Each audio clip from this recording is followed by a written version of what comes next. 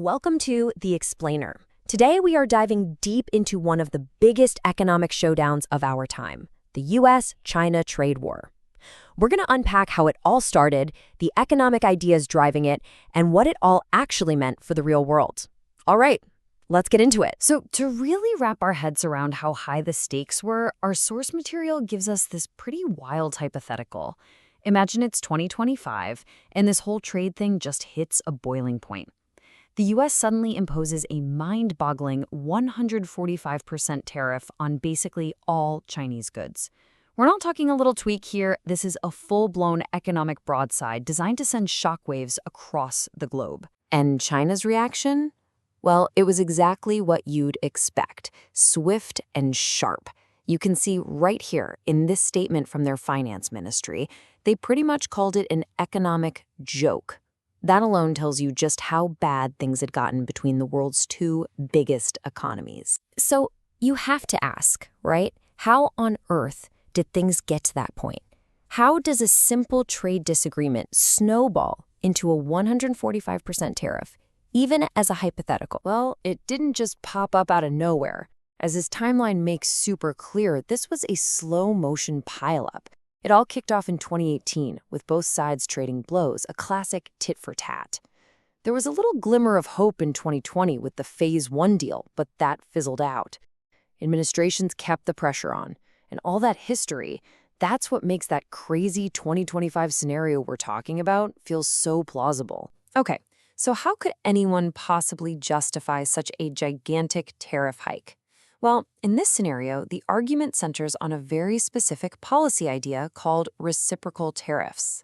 Let's actually dig into the math and see how they got there. You know, on paper, the idea sounds almost simple.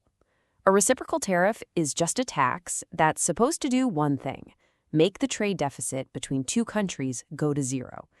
The argument from the U.S. Trade Rep's office was that this one magic number could somehow balance out all the other complicated stuff, like hidden barriers to trade that are really hard to pin down. And here it is, the official formula. It looks a little intense, but it breaks down like this. You calculate the tariff you need by taking the trade deficit and dividing it by a few key variables. There's the value of imports, something called import elasticity. That's just a fancy term for how much less we buy when prices go up, and a tariff pass-through rate. But honestly, the most important part is that last little line, the assumption that you can just ignore all other massive economic factors. And that core assumption, it was met with, let's just say, a ton of skepticism. As this one Reddit user put it so beautifully, the idea that you can just pretend huge things like exchange rates don't matter was, well, laughable. So when people started digging into the numbers, they found something really interesting. To get their big tariff number, the official justification used an import elasticity of 4, pulling from some older research. See, a higher number there makes tariffs look way more effective. But here's the kicker. Critics pointed out that a much more recent study, one the USTR itself even cited, found the real number was probably closer to 2. And if you use that number, you get a much, much lower tariff. And here's another great catch from an analyst. The official argument kept talking about how tariffs didn't really affect retail prices, you know, what we pay at the checkout. But as this person points out, that's completely irrelevant. The formula is all about import prices, the price at the border. And that same study they cited, it found the effect on import prices was actually pretty high, which, again, would have pointed to a way smaller tariff. Okay, so now that we've gone through the nitty-gritty of the tariff math, let's pull the lens back a bit. Because this whole US-China thing didn't just happen in a vacuum. It's really just the latest round in a long, long history of global trade fights. Let's go back to the 60s. You had something called the Chicken War. No, really. Europe slapped tariffs on American chicken, so the U.S. fired back with a 25% tariff on light trucks. And get this, that truck tariff is still around today.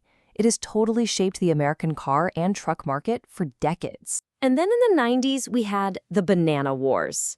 It was this messy, super complicated fight where the U.S. took on the EU over its banana import rules, which favored some countries over others. It just shows you how tangled up these trade disputes can get with history, politics, and old alliances. But this fight with China wasn't about chickens or bananas. The issues were way more fundamental. Officially, the U.S. had four main beefs. That huge, unending trade deficit, what it called massive intellectual property theft, the practice of forcing U.S. companies to hand over their tech, and just a basic lack of access for American companies to the Chinese market. So, after all was said and done, with all the tariffs and the angry responses, what actually happened? What was the fallout in the real world? Who won and who lost? Back home in the U.S., the tariffs definitely created some clear winners and losers. Domestic seal guys, they were thrilled. They argued it was finally a way to protect them from unfairly cheap foreign steel.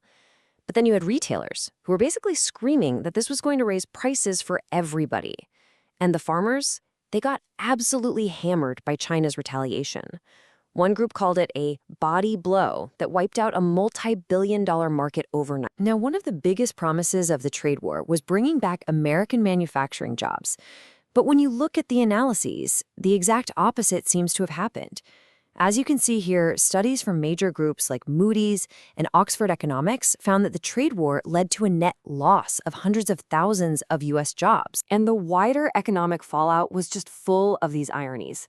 A policy designed to fix the U.S. trade deficit actually made it worse. Companies just bought stuff from other, more expensive countries. American shoppers paid more. And yeah, China's economy slowed down too. A UN study basically said, hey, this is hurting everybody. And maybe the biggest long-term effect was that it spooked companies into moving their supply chains out of China, kicking this whole idea of decoupling into high gear. And that brings us to the fundamental question that sits at the very heart of this entire conflict. Is a trade deficit really a problem that you're supposed to fix with big, aggressive tariffs? Or is it just a natural, unavoidable feature of our interconnected, globalized world? That's the debate, and it's one that is absolutely still shaping economic policy today.